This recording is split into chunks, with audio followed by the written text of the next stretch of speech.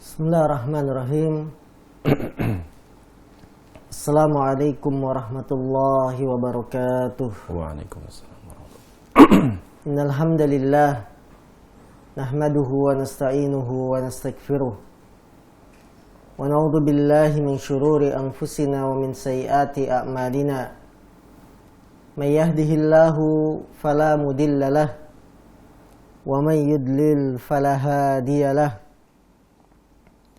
Asyhadu an la ilaha illallah wahdahu la syarikalah wa asyhadu anna Muhammadan abduhu wa rasuluhu la nabiyya ba'dah.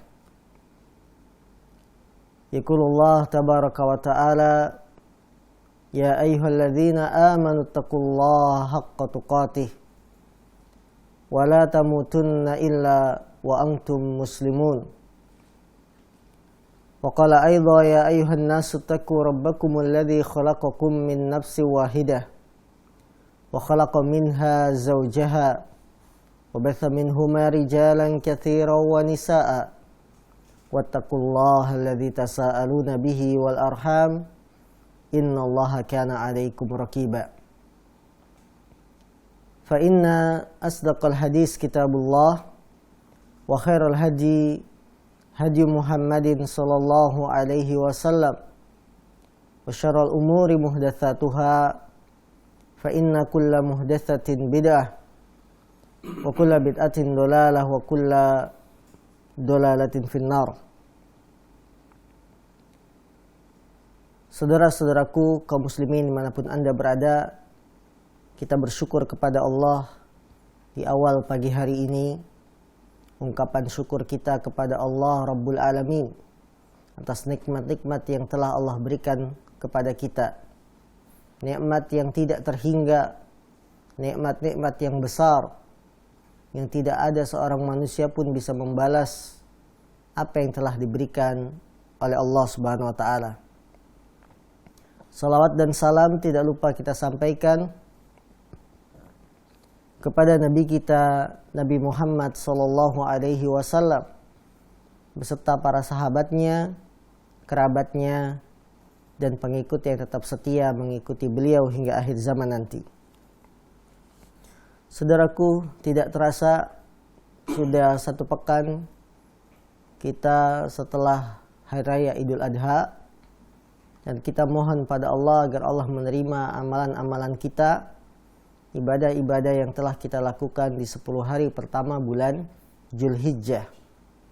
Dari ibadah puasa, sedekah, kemudian salat, kemudian kurban, atau bahkan para jamaah haji yang sekarang diberikan nikmat untuk bisa beribadah haji, maka kita mohon semuanya agar Allah menerima amalan-amalan soleh kita. Pagi hari ini kita akan membahas hadis ke-116.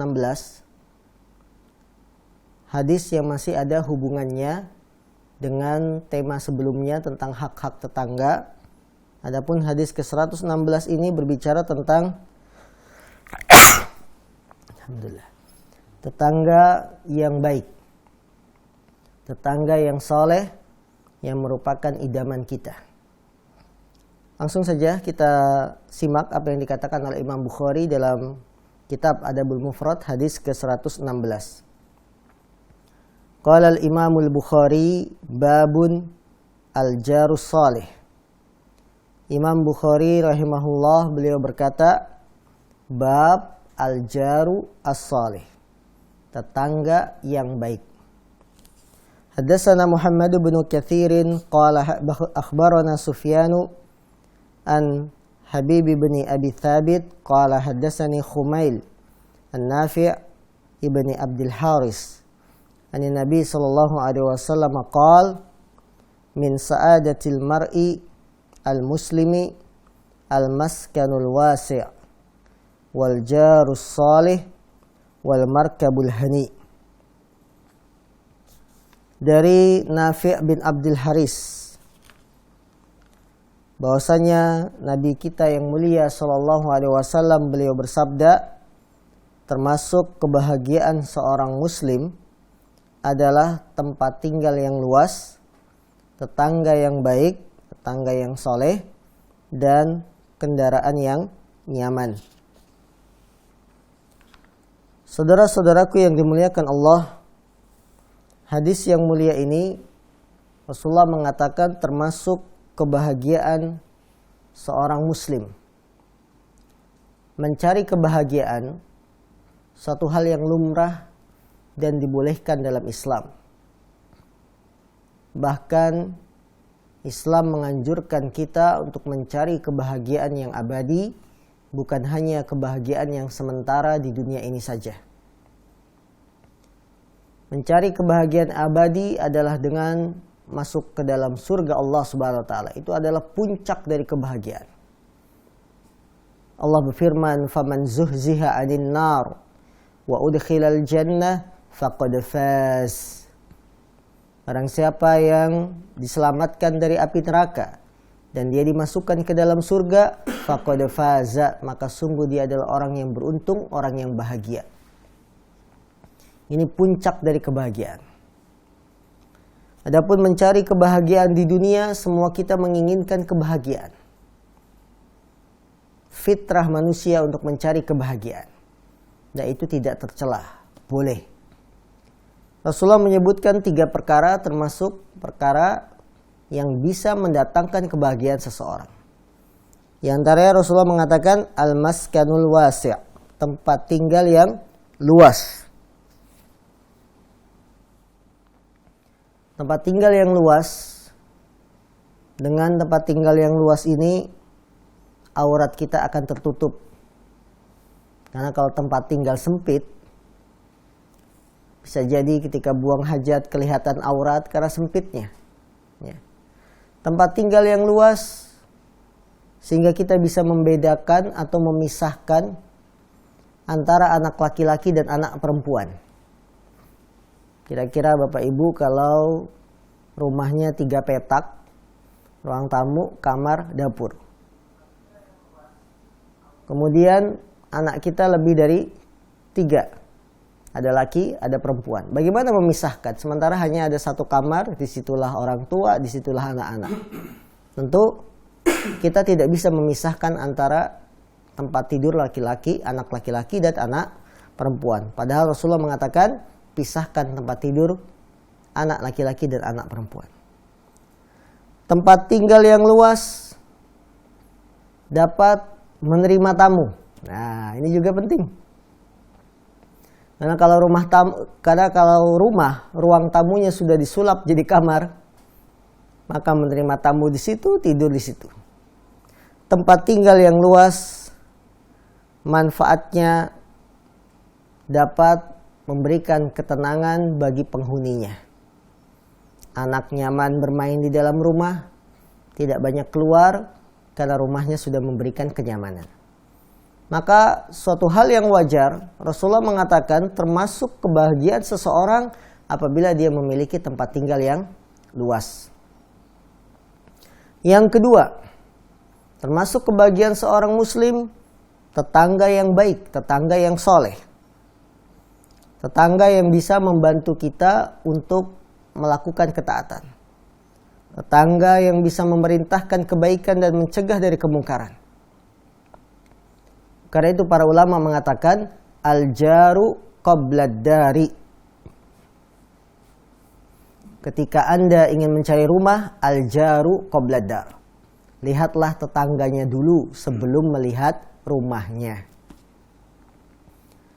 Ini tips dari para ulama bagi yang ingin mencari rumah, bagi yang ingin mencari tempat tinggal. Lihatlah tetangganya dahulu sebelum melihat rumahnya. Kita melihat sebuah rumah nyaman, asri, ya, banyak pepohonan, tapi ternyata tetangganya, misalkan para maling, para pemabuk, maka jangan dipilih. Karena pengaruh tetangga akan sangat kuat.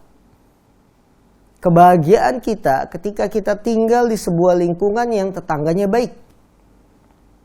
Tetangganya bisa membantu kita untuk mengingatkan dalam hal-hal yang baik dan mencegah dari perbuatan yang mungkar. Maka ini kebahagiaan. Betapa banyak orang pindah rumah karena tidak nyaman dengan tetangga. Dan yang ketiga, termasuk kebahagiaan seorang muslim, kata Nabi, wal markabul hani, kendaraan yang nyaman. Kendaraan yang tidak mogok-mogok walaupun tahunnya tahun lama. Kendaraan yang bisa dipakai untuk melaksanakan amalan-amalan soleh. Ini kendaraan yang nyaman. Tidak harus baru, tidak harus bagus, tidak harus update terkini kendaraannya 2020, tidak. Yang penting kendaraan tersebut bisa dipakai, di starternya mudah, tahu ya di starter, ya, dihidupinnya mudah. Itulah kendaraan yang bisa membawa kebahagiaan. Maka seorang muslim ketika punya keinginan untuk memiliki kendaraan, apakah itu motor ataukah mobil, suatu hal yang biasa, karena ini bisa mendatangkan kebahagiaan. Sebagaimana yang dikatakan oleh Rasul. Tapi carilah kendaraan yang hani, yang nyaman, ya, yang tidak merepotkan pemiliknya bolak-balik jajan. Kalau mobil jajan maksudnya apa? Servis, spare part, ya. Nah ini kendaraan yang nyaman. Pelajaran yang bisa kita petik dari hadis ke-116 ini, para pemirsa dimanapun Anda berada. Yang pertama, tetangga yang baik adalah nikmat yang besar dari Allah Subhanahu wa Ta'ala. Maka wajib bagi seorang muslim untuk bersyukur kepada Allah kalau dia memiliki tetangga yang baik. Karena itu kaum muslimin, ketika kita memilih rumah, tempat tinggal, lihat tetangga kita siapa nanti. Calon yang akan jadi tetangga kita. Apakah bisa membantu kita dalam ketaatan? Apakah bisa mengingatkan kita kerjasama dalam kebaikan? Ini tetangga. Maka nikmat yang besar kalau kita memiliki tetangga-tetangga yang baik. Yang harus kita syukuri nikmat ini. Demikian pula memiliki tempat tinggal. Ini pun nikmat yang besar. Sebagian saudara kita kaum muslimin belum diberikan kemampuan untuk memiliki tempat tinggal. Ada yang tinggalnya di kolong jembatan, ada yang tinggalnya di bekas-bekas bangunan yang lama tidak berpenghuni, ya.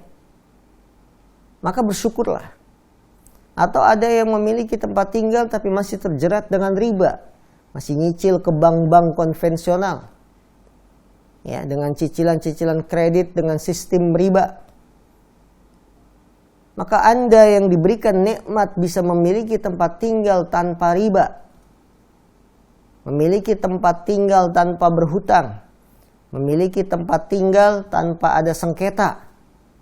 Rumah yang kita beli adalah rumah hasil jerih payah, usaha kerja keras kita. Bersyukurlah kepada Allah Subhanahu wa Ta'ala ketika kita diberikan kemampuan untuk memiliki tempat tinggal. Saudaraku yang dimuliakan Allah, siapa di antara kita yang tidak ingin punya tetangga yang baik? Kemudian siapa di antara kita yang tidak ingin punya tempat tinggal yang luas? Semua kita ingin. Hanya saja kadang-kadang kita tidak sabar. Usia masih muda, ingin memiliki tempat tinggal, tidak sabar untuk ngontrak. Kemudian apa? Menghalalkan riba. Pinjam ke bank untuk membeli rumah. Ini namanya tidak sabar. Tidak sabar dengan kehidupan. Yang seharusnya kehidupan itu dihadapi dengan usaha dan kesabaran. Sabar, kemudian kita terus usaha. Menabung, dan kita yakin Allah akan menolong kita memiliki rumah tanpa riba. Ini yang harus dilakukan oleh seorang muslim. Jangan dia bersifat lemah, kemudian tercebur dalam dosa besar riba, jatuh, ya, dalam dosa besar riba demi memiliki tempat tinggal. Ini sebuah kesalahan di antara sebagian kaum muslimin. Kemudian juga termasuk nikmat adalah kendaraan yang nyaman. Kendaraan yang tidak menyibukkan seorang muslim dari waktunya. Kadang-kadang ada ya, seorang punya kendaraan, kerjaannya servis terus tiap hari. Ngotak-ngatik, ada lagi ini yang rusak, waktunya habis. Sholat terbengkalai, gara-gara apa? Harus servis, harus ngotak-ngatik ini dan itu. Nah ini seharusnya kendaraan itu lebih mendekatkan kita kepada Allah. Memiliki mobil harusnya lebih mendekatkan diri kepada Allah, menjadikan kita tenang, menjadikan kita semakin zikir, ingat kepada Allah. Ya. Jadikan hidup kita tidak melulu uangnya habis hanya untuk mengurusi dandan kendaraan. Karena itulah Nabi mengatakan termasuk kebahagiaan seorang muslim kalau kendaraannya nyaman, ya, memberikan kenyamanan bagi pemiliknya. Pelajaran juga yang bisa kita petik dari hadis yang mulia ini, bahwa hal-hal fasilitas yang sifatnya duniawi apabila membantu kita dalam ketaatan kepada Allah, itulah nikmat. Hal-hal fasilitas dunia, rumah, mobil, tetangga, bisa menggiring dan membawa kita dalam ketaatan, itu nikmat. Namun, apabila rumah yang kita miliki, kendaraan yang kita miliki, bukan malah mendekatkan diri kita kepada Allah, berarti itu ujian. Allahu Akbar. Ya, kaum muslimin, sekarang kita lihat introspeksi diri kita masing-masing. Sudahkah rumah saya ini membantu dalam ketaatan? Sudahkah rumah saya ini dibacakan Al-Quran, mengajari anak ngaji, anak kita sendiri, ya? Sudahkah kendaraan kita ini dipakai untuk ketaatan? Ataukah hanya kendaraan ini dipakai hanya untuk wisata, jalan-jalan saja, tidak pernah dibawa ke masjid, tidak pernah dibawa untuk ikut pengajian atau membantu kegiatan sosial yang bermanfaat? Maka introspeksilah diri kita masing-masing. Apabila nikmat-nikmat dunia, fasilitas dunia ini malah mendekatkan diri kepada Allah, semakin kita nyaman beribadah kepada Allah, maka ketahuilah itu adalah nikmat dari Allah Subhanahu wa taala. Namun apabila kendaraan, rumah yang kita miliki malah membuat kita semakin hidup galau. Punya rumah bukannya tenang, malah berantem dengan suami, ya. Punya kendaraan bukannya tenang, malah gaji bulanan habis untuk dandan kendaraan. Maka ini berarti ujian bagi kita. Ujian bagi seorang muslim. Bukan kebahagiaan yang dia dapat, bukan semakin mendekatkan diri kepada Allah, tapi malah mendapatkan ujian dari Allah dengan memiliki rumah dan kendaraan. Karena banyak ya orang yang seperti ini. Beli kendaraan, mobil, padahal dia belum punya kemampuan, akhirnya sengketa, ditarik kembali oleh leasing, yaitu tidak ada berkahnya. Memiliki rumah dengan cara riba, cicilan kredit, akhirnya tidak mampu mengangsur, harus dijual lagi. Nah ini, maka kaum muslimin ketahuilah fasilitas-fasilitas dunia ini, kalau kita cari keberkahannya, cari kebaikannya, maka akan mendekatkan diri kepada Allah. Berarti itu nikmat dari Allah. Kemudian pelajaran juga yang bisa kita petik dari hadis yang mulia ini, anjuran untuk mencari tetangga yang soleh. Tetangga yang soleh, tetangga yang baik. Apabila kita sudah kadung terlanjur tinggal di tempat yang tetangganya tidak baik, maka berusahalah kita mendakwahi mereka. Berusahalah untuk berbuat kebaikan. Semoga dengan perbuatan baik kita, akhlak baik kita, tetangga berubah. Tetangga akan lebih memperhatikan kita, mendengar ucapan kita, menerima dakwah kita. Kalau itu berhasil, maka alhamdulillah.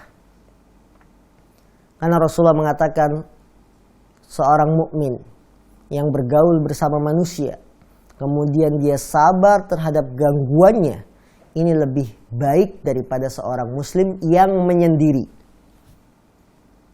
Tinggal di hutan misalkan, Ya, kita tinggal di masyarakat, sabar dengan gangguan, itu lebih baik daripada kita menyendiri selamat dari gangguan manusia. Ya. Maka para saudara-saudara kaum muslimin, kalau memang kita sudah terlanjur sekarang tinggal di sebuah lingkungan yang kita pandang kurang baik, tapi kita mampu bersabar, mampu berdakwah, itu lebih afdal. Akan tetapi keadaannya kalau kita tinggal di sebuah daerah, sebuah wilayah yang kita sulit untuk sholat, menegakkan syiar Islam sulit, susah, bahkan ancamannya nyawa, maka lebih baik kita hijrah, pindah, mencari lingkungan yang lebih baik. Karena Rasulullah memerintahkan, ya, mengisahkan seorang pembunuh 100 nyawa. Rasulullah pernah mengisahkan ada seorang Bani Israel yang membunuh 100 nyawa. Ketika dia ingin taubat, dibilang kepada pembunuh ini, kalau kamu ingin taubat, tinggalkan daerahmu yang jelek menuju daerah yang baik. Artinya, ketika kita tidak mampu lagi bersabar dengan gangguan tetangga karena saking buruknya lingkungan, dan kita tidak bisa menegakkan ibadah kita, syiar Islam, maka lebih baik kita hijrah, pindah, cari lingkungan yang lebih baik. Hadis ke-117. Haddatsana Sadaqatu qala akhbarana Sulaimanu huwa ibnu Habban an ibni Ajlan an Sa'idin an Abi Hurairah radhiyallahu anhu qala kana min du'ain nabiyyi sallallahu alaihi wasallam Allahumma inni a'udzubika min jaris su' fi daril muqam fa inna jarad dunya yatahawwalu. Dari sahabat Abu Hurairah. Sahabat Abu Hurairah radhiyallahu anhu,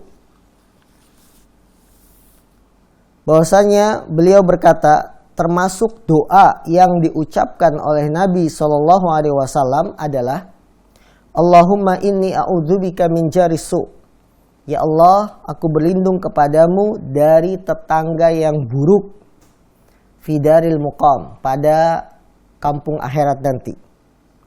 Sesungguhnya tetangga dunia akan hilang dan akan berubah. Hadis ini dikeluarkan oleh Imam An-Nasa'i dan lain-lain, dan derajat hadisnya adalah hasan. Dari sahabat Abu Hurairah, beliau sahabat yang paling banyak meriwayatkan hadis dari Rasul Shallallahu Alaihi Wasallam. Dan tidak kita ragukan jasa besarnya terhadap Islam, sehingga hadis-hadis yang disampaikan dari Abu Hurairah berjumlah ribuan. Dan ini menjadi pokok-pokok ajaran Islam. Karena itu orang-orang yang ingin menghancurkan Islam, mereka akan mencela Abu Hurairah terlebih dahulu. Orang-orang yang ingin menghancurkan Islam itu mencela Abu Hurairah terlebih dahulu. Kenapa Abu Hurairah yang dicela? Karena kalau Abu Hurairah sudah dicela, maka riwayat yang beliau bawa akan ditolak. Kalau riwayat yang dibawa Abu Hurairah ditolak, sudah berarti setengah Islam akan hilang ajarannya. Nah ini cara-cara musuh Islam dalam menghancurkan Islam, mencela Abu Hurairah. Dikatakan Abu Hurairah orang yang begini, dan begitu. Termasuk doa yang dibaca oleh Rasul Shallallahu Alaihi Wasallam, Allahumma, ya Allah, inni a'udzubika, aku berlindung kepadamu. Memohon perlindungan adalah kepada Allah, bukan memohon perlindungan kepada hal-hal yang gaib, bukan kepada batu keramat, bukan pula kepada benda keramat, kepada pohon dan sebagainya. Tapi kita berlindung kepada Allah, Zat yang Maha Kuasa. Lihatlah Rasulullah mengatakan, Allahumma inni a'udzubika, ya Allah, aku berlindung kepadamu. Nabi yang mulia mengajarkan kita untuk meminta perlindungan kepada Allah. Adapun zaman sekarang kita, yang kita ini sangat jauh derajatnya dari Rasulullah, kita minta perlindungannya kepada siapa? Kepada penguasa pantai selatan. Nyai siapa namanya itu? Ya. Nanti ada pantai utara, bukan nyai, suaminya nyai siapa sebutannya?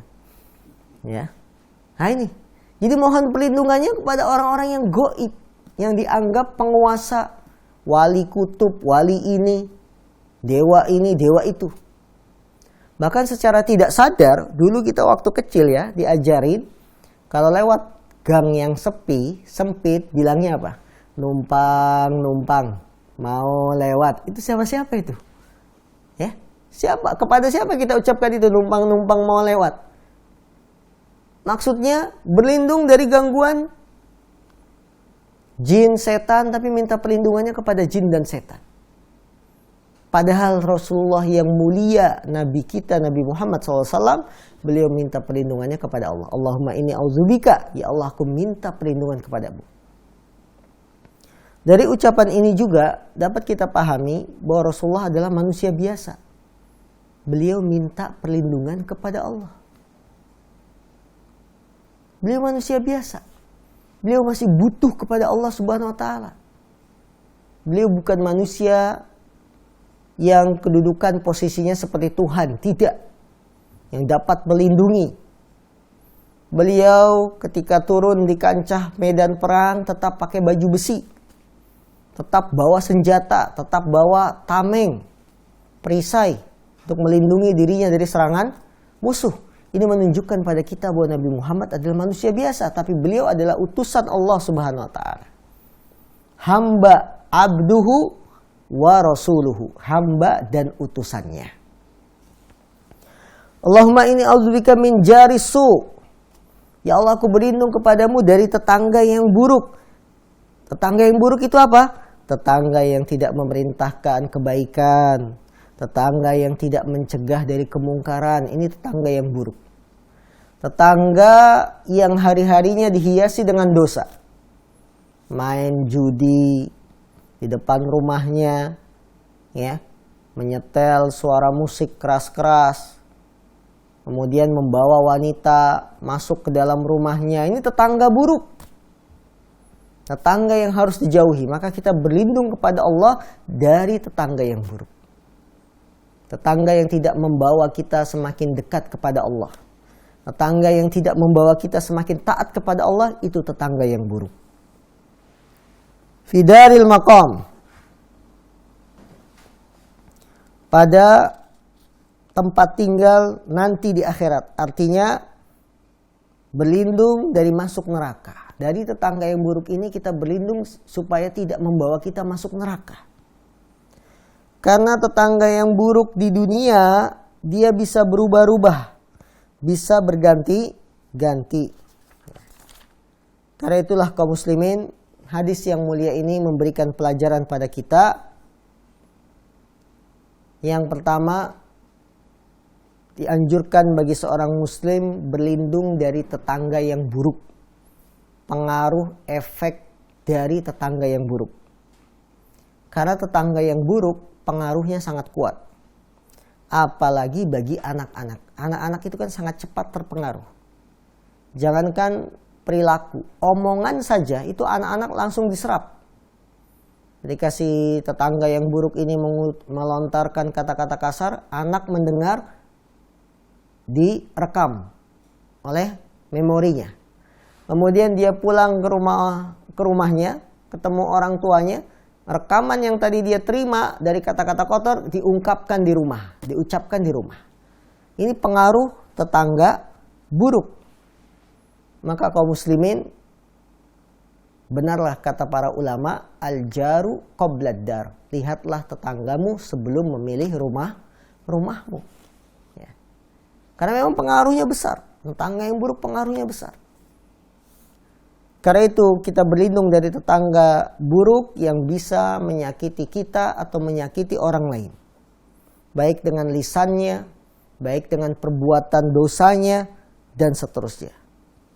Yang kedua, pelajaran yang bisa kita petik dari hadis yang mulia ini, anjuran mencari lingkungan yang baik, yang diisi oleh orang-orang soleh. Dan ini syarat hijrah. Ketika Rasulullah mengisahkan seorang Bani Israel pembunuh 100 nyawa, dia ingin tobat, kata ulama yang ditanya, kamu harus pindah dari lingkunganmu yang buruk menuju lingkungan orang-orang soleh. Kalau kita memiliki tetangga yang baik, orang-orang yang soleh, nikmat, adem rasanya. Setiap panggilan sholat keluar. Ya, misalkan adzan maghrib, keluar semua. Karena rata-rata adzan maghrib orang sudah pulang dari kantor, ya sudah mandi, sudah bersih, mereka keluar. Bersama jalan menuju masjid. Nikmat, itu namanya tetangga yang baik. Maka mencari lingkungan yang baik sebuah kemestian. Sebuah keharusan bagi seorang muslim agar bisa memilih tetangga-tetangga yang baik. Nikmat. Diajak bekerja sama dalam kebaikan, bersihkan lingkungan, enak. Ya. Saling memahami satu sama lain. Tidak membakar sampah sembarangan sehingga menyakiti tetangganya, karena tetangganya mungkin masih ada anak kecil, tetangganya ada orang tuanya yang sedang menginap, sedang sakit, kurang sehat. Ini perlu diperhatikan.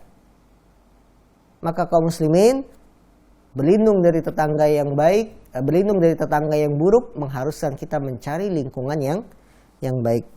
Kemudian pelajaran juga bisa kita petik dari hadis yang mulia ini.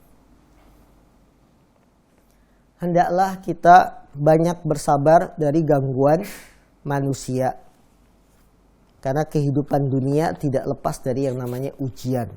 Di antara ujian adalah tetangga yang buruk. Bersabar terhadap gangguan manusia, gangguan tetangga. Kadang-kadang ada tetangga yang membuat ulah, membuang sampah di halaman kita. Atau biasanya kejadian membuang selokan, kotoran got di halaman kita. Ini akan menimbulkan perselisihan. Atau ada juga yang parkir kendaraannya menutupi pintu rumah kita. Jadi yang punya rumah siapa, ya dia tidak bisa keluar gara-gara terhalangi oleh kendaraan milik tetangganya. Ini pun sebuah permasalahan. Maka kita sabar, kemudian kita selesaikan, berusaha secara kekeluargaan kita selesaikan. Terakhir, pelajaran yang bisa kita petik dari hadis ini, anjuran untuk berdoa. Bahwa doa adalah senjatanya seorang muslim. Jangan kita lalaikan yang namanya doa. Ketahuilah saudaraku dimanapun Anda berada, kalau hati kita sudah digerakkan ingin berdoa, itu berarti Allah menginginkan kebaikan pada kita. Perhatikan, hati kita sudah digerakkan ingin doa.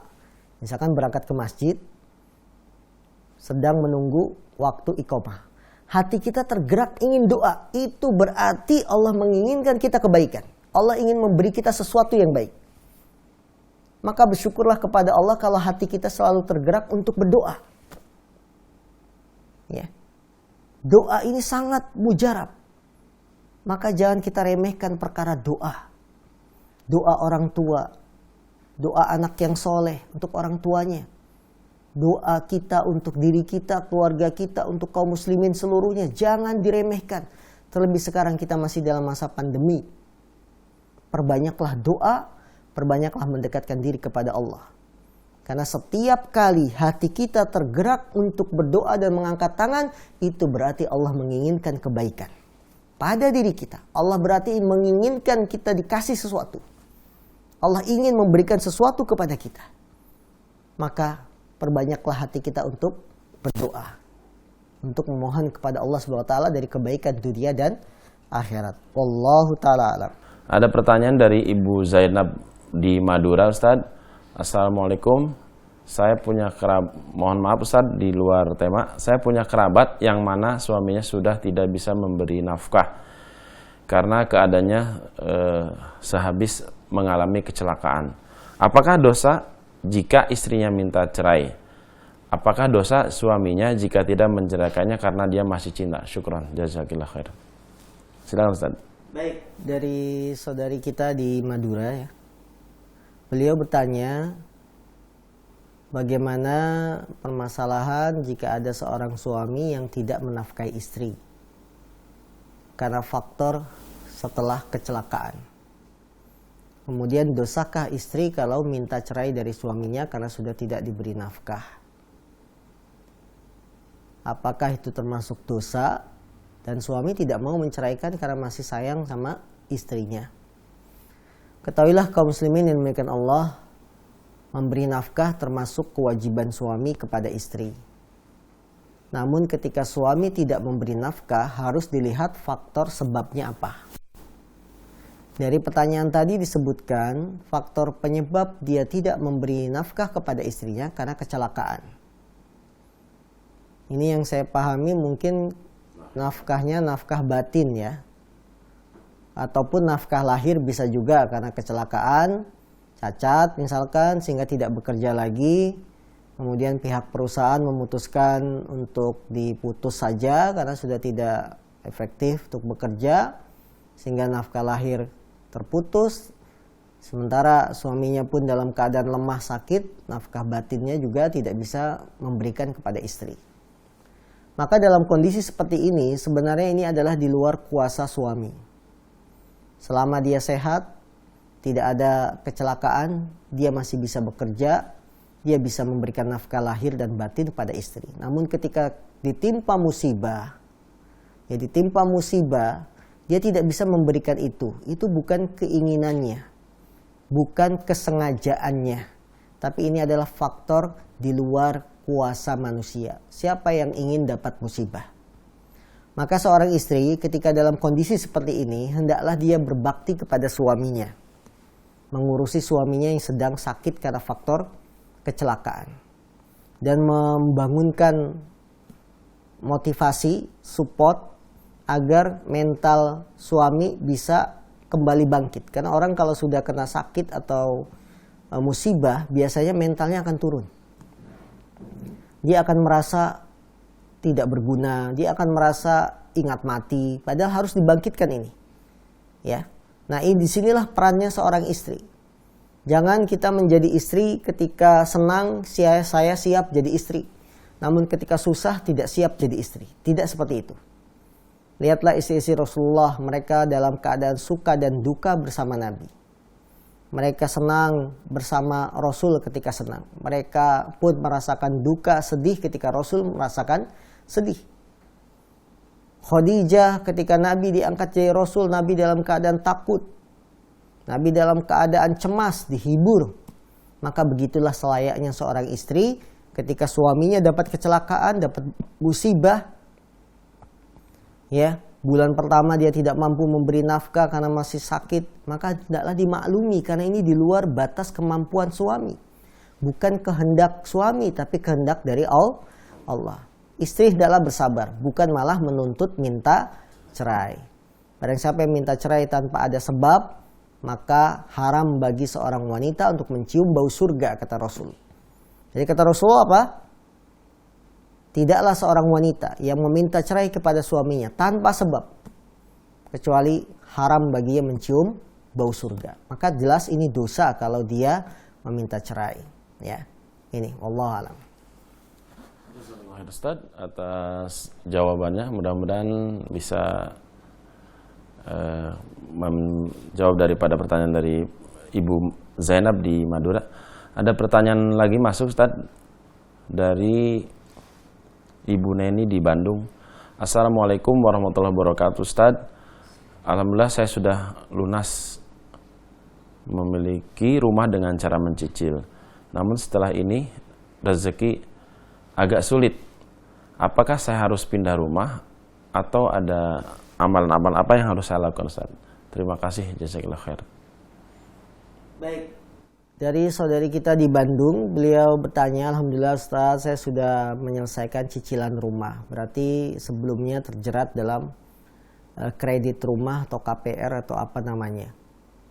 Kemudian setelah lunas ini malah rezeki saya susah, seret ya. Dulu ketika punya tanggungan bisa dilunasi. Justru setelah lunas malah rezeki seret, susah dan sulit. Itulah hikmah Allah Subhanahu wa ta'ala. Bahwa dari kejadian ini kita bisa ambil hikmahnya. Allah menginginkan kita agar segera lepas dari riba. Benarlah apa yang dikatakan oleh Rasul SAW. Barang siapa yang meminjam uang, berhutang, kemudian dia punya niat ingin melunasinya, maka Allah akan mudahkan. Allah akan mudahkan. Orang yang terjerat dalam riba, kemudian dia punya keinginan kuat untuk lepas dari riba, maka dia harus berusaha keras. Allah akan mudahkan. Ya. Karena itu sekarang tinggal kewajiban kita adalah taubat. Sekarang kita sudah sampai ilmunya, rumah sudah lunas dari kredit KPR. Maka taubatlah kepada Allah atas dosa riba yang kita lakukan selama berapa sekarang cicilan kredit paling cepat? 10 tahun, 15 tahun, bahkan ada yang 20 tahun. Kalau dijumlah dengan umurnya sekarang kira-kira dapat 70 tahun nanti baru lunas. Ya. Maka taubat. Kalau sudah lunas 20 tahun yang lalu yang kita selalu mencicil terus, taubatlah kepada Allah atas dosa riba ini. Karena dosa memiliki pengaruh dalam kehidupan kita. Pengaruh untuk istri, pengaruh untuk anak, pengaruh untuk keluarga, pengaruh dalam ketenangan hidup. Maka apa yang dialami sekarang dengan rizkinya yang seret, bersabar, terus berusaha, dan taubatlah dari dosa-dosa yang sudah kita lakukan dahulu. Barangkali ini karena pengaruh dosa riba yang dulu kita lakukan dan kita belum taubat. Sehingga membuat Allah menguji kita dengan ekonomi yang sulit. Wallahu ta'ala alam. Nah. Atas jawabannya. Baik, pemirsa, kita lanjut kepada pertanyaan berikutnya, Ustaz. Ini ada pertanyaan dari hamba Allah di Cikarang. Assalamualaikum Ustaz, izin bertanya, apakah salah jika kami mengacuhkan atau mengabaikan salah satu tetangga kami yang selama bertahun-tahun tidak mau berbaur dengan tetangga sekitarnya karena dia merasa stratanya lebih tinggi. Padahal sudah berbagai cara dilakukan warga lingkungan dan Pak RT pun sudah mampu dengan keadaan ini. Mohon nasihatnya Ustaz. Jazakallah khair. Baik, memang termasuk permasalahan sosial yang ada di lingkungan. Ada seorang yang merasa derajatnya lebih tinggi. Taruhlah dia pejabat, taruhlah dia pembesar di negara kita ini. Kemudian jarang bergaul dengan kanan kiri, depan belakang dari tetangganya. Boleh tidak kita mengacuhkannya? Kalau dia seorang muslim, maka dia punya satu hak, yaitu hak sebagai tetangga. Jika berjumpa, maka tetap kita ucapkan apa? Salam. Kalau sakit, kita jenguk. Bila mengundang undangan-undangan yang halal, bukan undangan-undangan yang tidak boleh, kita datangi. Itu hak-hak dia sebagai seorang muslim. Ya, jadi tidak boleh kita acuhkan. Karena bagaimanapun juga dia statusnya muslim. Walaupun dengan kesalahan yang dia punya. Dia tidak peduli dengan lingkungan, dia tidak peduli dengan kanan kiri. Ya kita maklumi mungkin kesibukannya padat, ya banyak, sehingga tidak peduli kanan kirinya. Maka tetap dia sebagai seorang muslim punya hak sebagai seorang muslim. Diberi salam kalau berjumpa, kemudian kita penuhi undangannya kalau dia mengundang dengan hal-hal yang baik, atau ketika dia sakit berhak pula kita tengok, dan ketika meninggal kita urusi jenazahnya, kemudian diantarkan ke kuburan, walaupun dengan segala minus kekurangan yang dia punya. Nah, Barakallahu fiik. Pertanyaan selanjutnya yaitu dari Ibu Dian di Cikarang. Ustadz, jika ada suami yang mengajak tinggal di tempat yang sederhana, tetapi sang istri memberikan masukan atau banding dengan beralasan, jika tinggal di tempat yang sempit, maka tidak ada privasi untuk orang tua. Tidak bisa memisahkan tempat tidur mereka. Apakah ini termasuk membangkang terhadap keinginan suami? Silakan. Baik. Memang begitulah demikian selayaknya. Bahwa seorang suami hendaknya bermusyawarah kepada istri dalam masalah tempat tinggal. Suami ingin kita beli rumah yang tipe 21 sajalah, 6x10. Ya, 6x10, lebar 6 meter, ke belakang 10. Sehingga kamar hanya untuk habis untuk anak-anak. Tapi istri ingin jangan 6x10 lah. Taruhlah yang lebih besar, 7x12. Berarti berapa? 72 ya. Ya. Nah, ini harus bermusyawarah antara suami dan istri. Istri ingin ada privasi bagi orang tua, maksudnya suami istri. Karena suami istri pun ada waktu-waktu yang dia mungkin ingin ngobrol dengan suaminya, ingin berduaan, ingin bermesraan yang tidak pantas dilihat oleh anak-anak. Ini suatu keinginan yang wajar. Bukan keinginan yang membangkang, ya. Maka suami pun hendaklah bersikap lunak kepada istrinya, memenuhi keinginannya. Ya, karena ini keinginan yang baik. Apalagi nanti ketika anak-anak besar, itu ada kewajiban memisahkan tempat tidur anak laki-laki dan anak perempuan. Itu ada kewajiban. Ini kewajiban orang tua. Saat si anak sudah berusia berapa? 10 tahun tidak boleh digabung antara anak perempuan dan anak laki-laki. Ini otomatis akan menambah kamar. Maka wajar saja kalau istri menginginkan rumah yang agak sedikit nyaman, tipe 36 misalkan, ya minimal seperti itu, tidak ada masalah. Tentunya ini berdasarkan musyawarah, tidak memberatkan suami, sama-sama ridha, maka kita cari keberkahan dari Allah Subhanahu wa taala. Nah. Barakallahu fiik. Ya, baik pemirsa Hasan TV yang mudah-mudahan senantiasa dirahmati Allah Subhanahu wa taala. Tidak terasa hampir 60 menit kita bersama-sama menyimak dari kajian Ustadz yang alhamdulillah masuk di hadis 116 dan 117 yang sudah kita sama-sama mendengarkannya. Sebelum kita tutup, silakan kepada Ustadz untuk menyampaikan ringkasan dari materi yang hari ini disampaikan. Baik para pemirsa kaum muslimin dimanapun Anda berada, berusahalah terus untuk menjadi orang yang baik sehingga kita akan diberikan tetangga yang baik. Karena tetangga yang baik berawal dari diri kita sendiri. Apabila diri kita baik, diri kita taat kepada Allah, insya Allah Allah pun akan memilihkan teman-teman yang baik. Ya, teman-teman yang baik, tetangga-tetangga yang baik. Sehingga ini akan menjadi kebahagiaan kita di dunia, yang setiap orang mencari kebahagiaan itu di dunia. Terlebih lagi nanti membawa kebahagiaan kita saat di akhirat. Wallahu ta'ala alam. Jazakallahu Ustaz atas penjelasan materi yang disampaikan. Kami mohon maaf kepada para pemirsa Hasan TV yang hari ini sudah bertanya tetapi belum sempat dijawab. Insya Allah akan disampaikan di kajian-kajian berikutnya. Silakan simak terus kajian Hasan TV. Insya Allah besok pagi akan ada kajian pagi live di jam 5.30 akan membahas tentang fikih muslim yang masih disampaikan oleh Ustaz Syarul Fatwa LC. Dan nanti malam insya Allah ada live talaki di jam 20.00 atau jam 8 malam. Silakan kepada para pemirsa SNB terus menyimak kajian-kajian kami dan bantu terus dakwah kami. Mudah-mudahan Allah Ta'ala senantiasa memberikan keberkahan kepada kita semuanya dan kesehatan untuk kita semuanya.